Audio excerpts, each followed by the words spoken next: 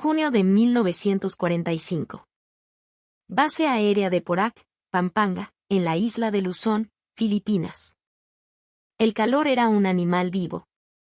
Un monstruo invisible que se aferraba a la piel con garras de humedad, que convertía el aire en un caldo espeso y sofocante que olía a lodo, a selva en descomposición y a combustible de alto octanaje. A las 6:34 de la mañana, el sol filipino ya era una promesa de castigo, blanqueando el cielo y haciendo brillar las chapas de aluminio de los hangares improvisados. El sargento segundo Mateo Ramírez, a quien todos llamaban el Tuercas desde que era un chamaco en Jalisco, estaba de pie bajo el ala de un Republic Kid 47 Thunderbolt, con el sudor corriéndole por la frente y picándole en los ojos. Tenía 23 años y ningún título de ingeniero colgado en la pared de su barraca, pero sus manos, callosas y manchadas de grasa, sabían leer el lenguaje secreto del metal y las máquinas. Estaba observando algo que no debería estar allí, pero que se había vuelto una plaga mortal. Una grieta fina, como una cicatriz de plata, recorría la soldadura del tubo de escape del turbocompresor. No era una sorpresa. Era una sentencia. Los P-47 del Escuadrón 201, las Águilas Aztecas, operaban a 30.000 pies de altitud, rozando el techo del cielo. Allí arriba, el bochorno de Luzón era un recuerdo lejano, reemplazado por un frío de navaja que alcanzaba los 40 grados bajo cero. En ese infierno helado, el acero se contraía, se volvía quebradizo, y las soldaduras, por perfectas que fueran, se rendían. Mateo había reparado 47 de esos malditos tubos en los últimos 3 meses. Conocía el ritual de memoria: limpiar, soldar la grieta con pulso de cirujano, probar la presión y devolver el pájaro de acero a la línea de vuelo. Pero esa mañana, mientras el zumbido de los insectos de la jungla era el único coro, Mateo no iba a reparar el tubo. Iba a desafiarlo. Iba a modificarlo. Y con ello, sin saberlo, iba a resolver el problema más letal que enfrentaban las águilas aztecas sobre los cielos del Pacífico. El problema era simple y brutal, una ecuación escrita con la sangre de sus compañeros. El P-47 Thunderbolt, apodado el Jarro por su robusta silueta, montaba un motor Pratt & Whitney R2800 Double Wasp, una bestia de 2.000 caballos de fuerza al nivel del mar. Era un titán. Pero a 30.000 pies, en el dominio de los cazas japoneses, ese mismo motor apenas producía 1.200 caballos. Una pérdida del 40% de su alma. En ese aire enrarecido, los cazas del Imperio del Japón, los ágiles y letales Nakajima Kiko-84 Ayate, eran los reyes. Mantenían un mejor rendimiento, eran fantasmas que aparecían y desaparecían entre las nubes. A esa altitud, un Ayate generaba casi 1.700 caballos efectivos. El Pi-47, apenas 1.200. El resultado era una tragedia repetida: los pilotos japoneses eran más rápidos, más ágiles en la trepada. Podían elegir cuándo pelear y cuándo huir, atacando desde arriba, desde el sol, como halcones sobre palomas. Los pilotos mexicanos, valientes hasta la médula, no podían perseguirlos en la trepada, no podían escapar de ellos si eran sorprendidos. Y estaban muriendo. Entre abril y mayo de 1945, el Escuadrón 201 había perdido varios aviones en combates a gran altitud. Varios pilotos. Varios amigos. Varias cartas que cruzarían el océano para llevar luto a hogares en México. El alto mando de la Quinta Fuerza Aérea Americana, a la que estaban adscritos, conocía el problema. Los ingenieros de Republic Aviation en Estados Unidos conocían el problema. Los técnicos de Pratt & Whitney lo estudiaban en sus laboratorios.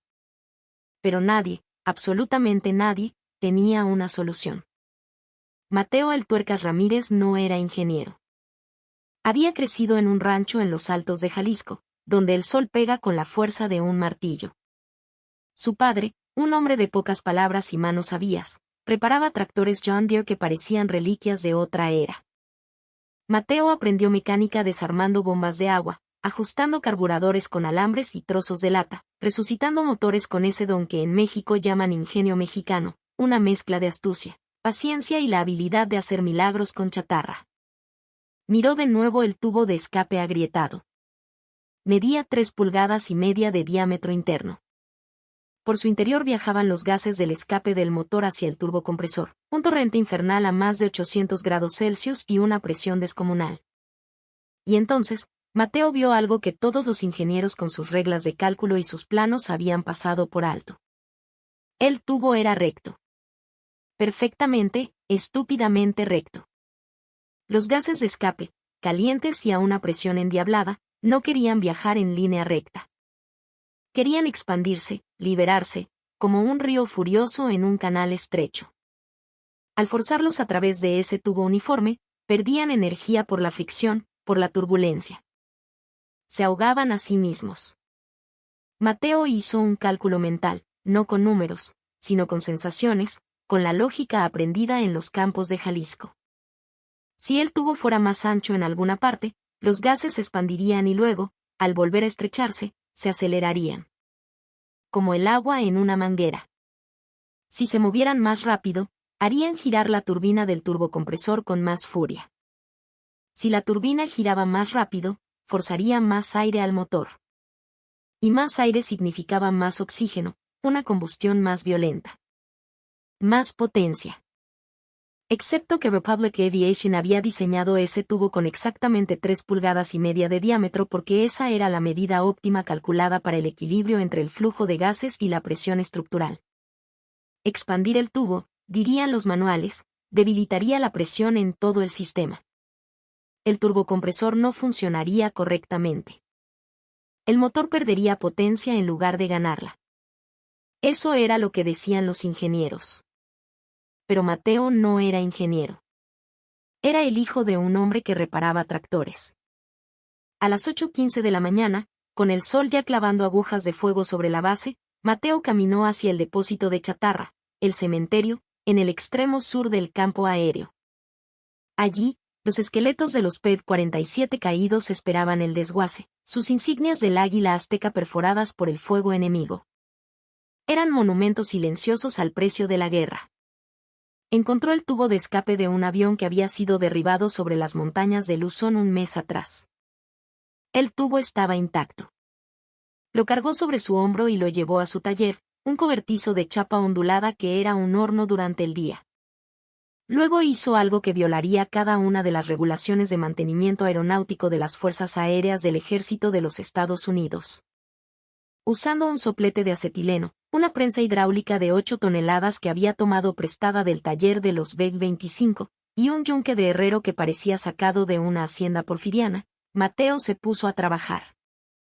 Calentó el tubo de acero inoxidable hasta que brilló con un rojo cereza, un color que conocía bien de la fragua de su abuelo.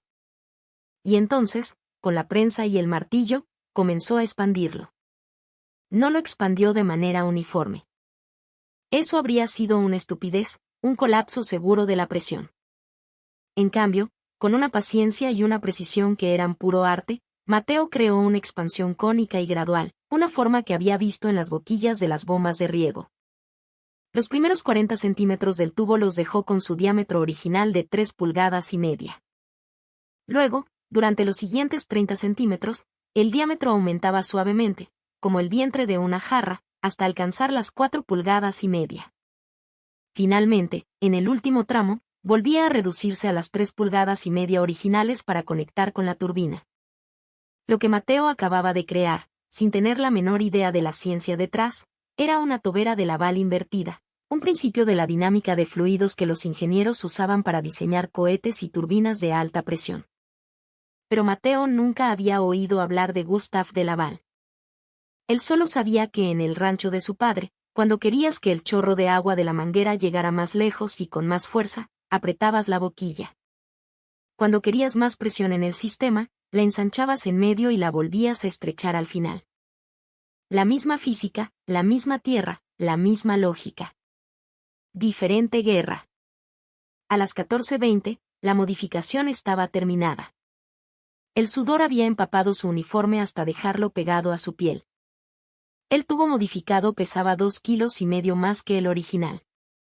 Mateo lo sopesó. Sabía que eso era un problema. En la aviación, cada gramo de más es un lastre que roba rendimiento. Entonces, con una amoladora, comenzó a rebajar metal de las secciones no críticas del tubo, afinándolo, esculpiéndolo, quitando todo lo que sobraba.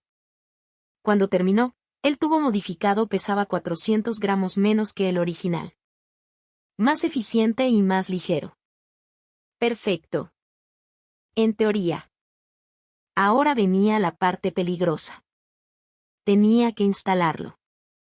Si su invento fallaba en pleno vuelo, los gases de escape a 800 grados podían derretir los componentes hidráulicos, incendiar las líneas de combustible o destruir los controles de vuelo. El piloto tendría, con suerte, 30 o 45 segundos antes de que su avión se convirtiera en un ataúd de metal en llamas. Mateo no podía probar el tubo en tierra. Los motores de avión no alcanzan la temperatura y presión operativa sin la carga aerodinámica del vuelo. La única prueba real, la única verdad, estaba allá arriba, en el cielo. Con el corazón en la garganta, Mateo caminó hacia la tienda del capitán estadounidense James Miller, el oficial de mantenimiento de su escuadrón, un hombre que vivía y respiraba por el reglamento. Señor, solicito permiso para instalar un tubo de escape modificado en el P-47 número de cola 27. Miller, un hombre rubio y pecoso de Ohio, levantó la vista de sus papeles y miró a Mateo como si le hubiera propuesto bombardear el cuartel general. ¿Modificado? ¿Modificado como, Sargento Ramírez? Con una expansión cónica para aumentar la velocidad de los gases de escape y mejorar la eficiencia del turbocompresor, señor. Miller se recostó en su silla, entrelazando los dedos. Ramírez, ¿es usted ingeniero aeronáutico? No, señor. ¿Calculó los coeficientes de expansión térmica del acero inoxidable bajo estrés a menos 40 grados Celsius? No, señor. ¿Modeló el flujo de gases con las ecuaciones de Bernoulli para predecir los cambios de presión y velocidad? No, señor. Entonces, la respuesta es no, dijo Miller, tajante. Instale el tubo de reemplazo estándar y devuelva ese avión al servicio. Y no vuelva a traerme ideas de rancho, ¿entendido? Mateo sintió una oleada de frustración y rabia. Asintió. Sí, señor. Regresó a su taller. Sobre la mesa de trabajo estaban las dos piezas, el tubo modificado, una obra de arte nacida de la necesidad y la intuición, y el tubo estándar de reemplazo, brillante y perfecto, una garantía de mediocridad y muerte. Mateo miró uno, luego el otro. Y tomó una decisión. A las 4:45 de la mañana del día siguiente, mucho antes de que el capitán Miller llegara a la base, Mateo Ramírez estaba instalando su tubo modificado en el P-47 número 27. La selva a su alrededor era un murmullo de vida nocturna. Completó la instalación en 90 minutos, trabajando a la luz de una linterna. Selló todas las conexiones. Verificó la presión. Todo parecía nominal. El P-47 número 27 estaba programado para una patrulla de combate a las 10 horas. El piloto asignado era el teniente Carlos Garduño, de 24 años, con 31 misiones de combate y 4 victorias confirmadas contra los japoneses. Un amigo. Garduño hizo su inspección previa al vuelo, recorriendo el fuselaje con la mirada experta de quien confía su vida a esa máquina. No notó nada inusual. El tubo de escape estaba oculto bajo los paneles de acceso del fuselaje. A las 10:03, Garduño despegó, el rugido de su motor haciendo vibrar las hojas de las palmeras. Su misión, escoltar a una formación de bombarderos B-25 en un ataque sobre posiciones japonesas en el norte de Luzón. Altitud de operación, 30.000 pies. Mateo observaba desde tierra, un nudo de hielo en el estómago a pesar del calor. No le había dicho a nadie. Si el tubo fallaba y Garduño moría, enfrentaría un consejo de guerra por homicidio negligente. Sería el fin de su carrera, de su honor. Pero si funcionaba. Si su idea de rancho funcionaba. A las 11:47, el escuadrón alcanzó la altitud de crucero de 30.000 pies. La voz de Garduño sonó por la radio, tranquila y profesional, líder azteca a base. Todos los sistemas en verde. Sin novedad. A las 12:14, el infierno se desató. Bandidos. Bandidos a las 11, arriba. como avispas surgidas de la nada, 4 cazas Nakajima KIG-84 Ayate cayeron sobre la formación de bombarderos. Los PEG-47 rompieron formación para interceptar la amenaza. Garduño vio a un Ayate pegado a la cola de un PEG-25 rezagado y empujó el acelerador a fondo para interceptarlo. Y entonces notó algo extraño. Muy extraño. Su indicador de presión del múltiple, el manómetro que medía la potencia del motor, marcaba 56 pulgadas de mercurio. Normalmente, a esa altitud, con suerte llegaba a 48.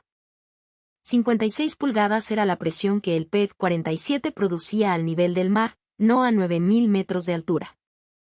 Garduño golpeó el tablero con los nudillos.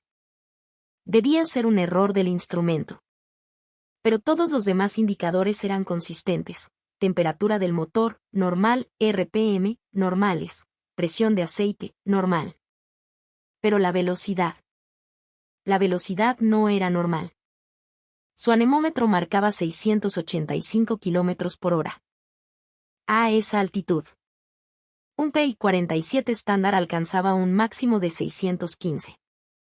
Estaba volando 70 km por hora más rápido de lo que el manual decía que era posible. Y seguía acelerando. Alcanzó al Ayate en 40 segundos. Normalmente le habría tomado casi 2 minutos, o simplemente no lo habría alcanzado. El piloto japonés, sorprendido por la increíble velocidad de aproximación del jarro, rompió el ataque al PEG-25. Garduño estaba sobre él. Apretó el gatillo. Las 8 ametralladoras Browning M2 de calibre .50 escupieron fuego. La primera ráfaga, de 2 segundos, envió un centenar de proyectiles que destrozaron el ala izquierda y el fuselaje del caza japonés. El piloto nipón, un experto, reaccionó con la táctica estándar, un giro ascendente pronunciado a máxima potencia, usando la superioridad de su Ayate entrepada para escapar del alcance del pesado P-47. Era la maniobra que les había costado la vida a tantos pilotos aliados. Pero esta vez, el PI-47 lo siguió. No solo lo siguió, lo estaba alcanzando. Garduño mantuvo la posición en el giro ascendente, viendo cómo el altímetro subía sin piedad. 31.000 pies, 32.000, 33.000. A esa altitud, un PEG-47 normal se habría vuelto un ladrillo, perdiendo maniobrabilidad, con el motor ahogándose y los controles perezosos. Pero el PEG-47 de Garduño respondía con una agilidad felina, como si estuviera volando a 10.000 pies en lugar de a casi 10.000 metros. Segunda ráfaga. 1.8 segundos. 84 proyectiles que encontraron el motor y la cabina del Ayate. El caza japonés vomitó un humo negro y espeso y entró en una espiral mortal. Garduño vio un pequeño punto blanco desprenderse, el paracaídas del piloto. El KIG-84 se estrelló en la selva, una bola de fuego anónima. Primera victoria con el tubo del tuercas. Garduño regresó a la formación, pero encontró a otros 2 Ayate acosando a otro PEG-47. Aceleró a máxima potencia. Su anemómetro rozó los 700 km por hora. A 32.000 pies. Era imposible. Los pilotos japoneses vieron a Garduño acercarse. Conocían las capacidades del PEG-47. Sabían que tenían tiempo de sobra para completar su ataque y escapar. Estaban equivocados. Garduño cerró la distancia en 35 segundos. Los japoneses, atónitos, se vieron obligados a romper su ataque y enfrentarlo. Tercera ráfaga. 3 segundos de fuego. Un Ayate recibió impactos directos en el motor y comenzó a perder altitud, arrastrando una estela de humo. El segundo intentó huir en un picado a máxima velocidad. El Ayate podía alcanzar más de 710 km por hora en picado. Normalmente, un PEG-47 no podía seguirlo sin arriesgarse a exceder sus límites estructurales y desintegrarse. Pero Garduño no estaba en un PEG-47 normal. Siguió al Ayate en el picado, manteniendo 690 km por hora sin una sola vibración estructural, sin perder el control. El jarro se comportaba como si tuviera 400 caballos de fuerza adicionales. Porque los tenía. Cuarta ráfaga. 100 proyectiles que alcanzaron la cola y el fuselaje del caza japonés. El piloto enemigo saltó a 15.000 pies. Su paracaídas se abrió. Sobrevivió. Segunda victoria. El combate duró 11 minutos. Cuando Garduño aterrizó en Porac a las 14:38, su rostro era una mezcla de euforia y total confusión. Al salir de la cabina, se quitó el casco, el pelo pegado a la frente por el sudor. Algo es diferente en este avión, le dijo al jefe de su escuadrilla. No sé qué es, pero este jarro vuela como ningún otro que haya pilotado. Mateo lo estaba esperando junto a la línea de vuelo. Su corazón latía a 140 pulsaciones por minuto. Se acercó a Garduño. Mi teniente, ¿experimentó alguna anomalía con el motor o los sistemas de escape? Garduño lo miró fijamente. ¿Anomalía? Tuercas, este avión acaba de superar en trepada a 2 ayates. Los ayates siempre son más rápidos que nosotros allá arriba. Pero hoy no lo fueron. ¿Qué diablos le hiciste? Modifiqué el tubo de escape, mi teniente. Una expansión cónica para mejorar el flujo de gases y la eficiencia del turbocompresor. ¿Tenías autorización para eso? No, mi teniente. Garduño se quedó mirándolo un segundo. Y entonces sonrió. Fue la primera vez que Mateo lo vio sonreír desde que habían perdido al teniente Gaxiola 2 semanas antes. Pues entonces te sugiero que consigas una autorización retroactiva, sargento. Porque quiero esa modificación en cada P-47 de este escuadrón para ayer.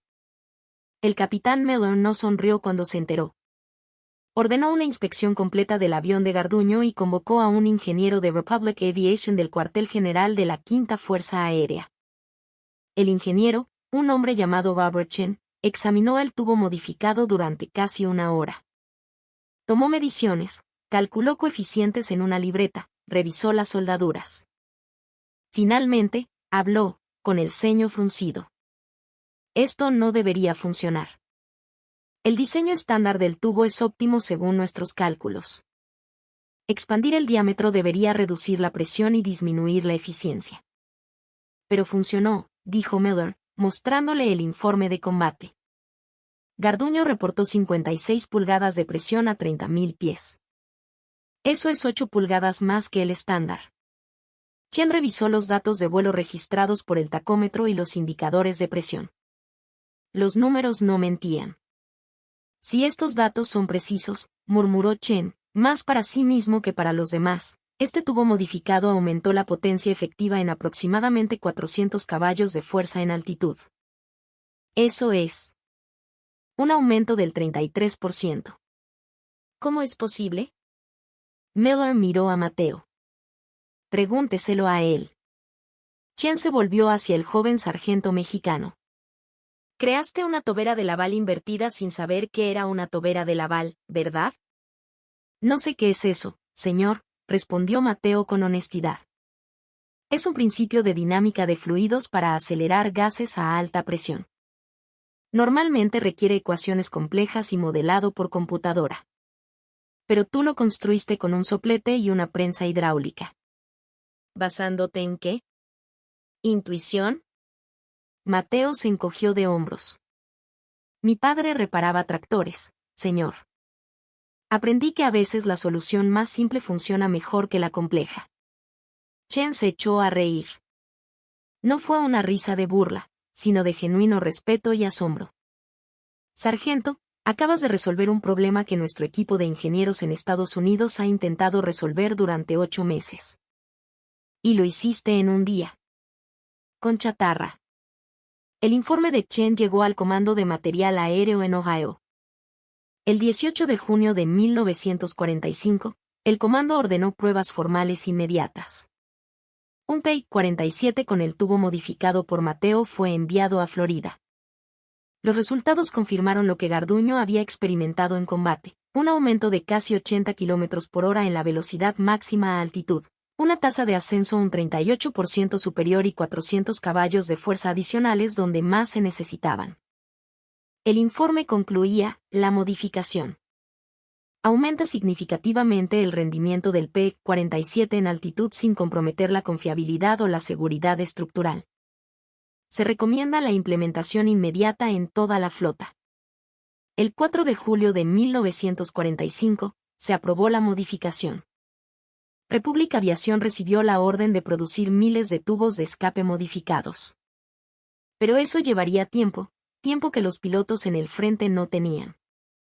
Así que el comando tomó una decisión poco ortodoxa. Enviaron al sargento segundo Mateo El Tuercas Ramírez a varias bases de P-47 en el Pacífico para enseñar a los mecánicos cómo fabricar la modificación localmente, con las herramientas que tuvieran a mano. Durante julio y agosto de 1945, Mateo viajó entre las bases de Filipinas y Okinawa. Enseñó a cientos de mecánicos estadounidenses y mexicanos cómo calentar, expandir, soldar y equilibrar los tubos. Era improvisado, no estaba en ningún manual, pero era exactamente lo que la guerra exigía. A finales de agosto, casi todos los P-47 del Teatro del Pacífico tenían tubos de escape modificados. Los resultados fueron inmediatos y devastadores para la Fuerza Aérea del Ejército Imperial japonés. Las victorias aire-aire de los P-47 se dispararon. Las pérdidas se desplomaron. Los pilotos japoneses comenzaron a reportar que los jarro americanos y mexicanos se comportaban de manera diferente. Eran más rápidos en altitud. Podían seguirlos en la trepada. Ya no se podía escapar. La modificación de Mateo Ramírez había eliminado la única ventaja táctica que los mejores cazas japoneses tenían sobre el P-47 en las etapas finales de la guerra. Michael Horvat fue ascendido a suboficial maestro en septiembre de 1944. Recibió la Legión de Mérito en octubre. La citación decía, por innovación técnica excepcional que mejoró significativamente las capacidades de combate de los aviones de las Fuerzas Aéreas del Ejército. Después de la guerra, rechazó ofertas de trabajo de Republic Aviation y Pratt & Whitney. Regresó a Jalisco. Compró el rancho de su padre. Reparó tractores hasta su muerte en 1991, a los 70 años. Su tubo de escape modificado se convirtió en estándar de producción para todos los P-47 fabricados después de agosto de 1944. Republic Aviation lo llamó oficialmente tubo de escape de alta eficiencia modelo R1, pero los pilotos, desde las Filipinas hasta el corazón de América, siempre lo conocieron por otro nombre, el tubo del Tuercas. Hoy, cuando los ingenieros aeronáuticos estudian aquel diseño, reconocen que Mateo Ramírez, sin educación formal, descubrió empíricamente un principio de la física que normalmente requiere años de estudio avanzado. Lo descubrió porque creció reparando tractores, porque su padre le enseñó que la necesidad es la madre de toda invención, porque miró un problema imposible desde un ángulo diferente. A veces, los avances más importantes no vienen de laboratorios con pizarras llenas de ecuaciones. Vienen de talleres grasientos, del ingenio de mecánicos con sopletes y chatarra. Vienen de gente que, ante un problema imposible,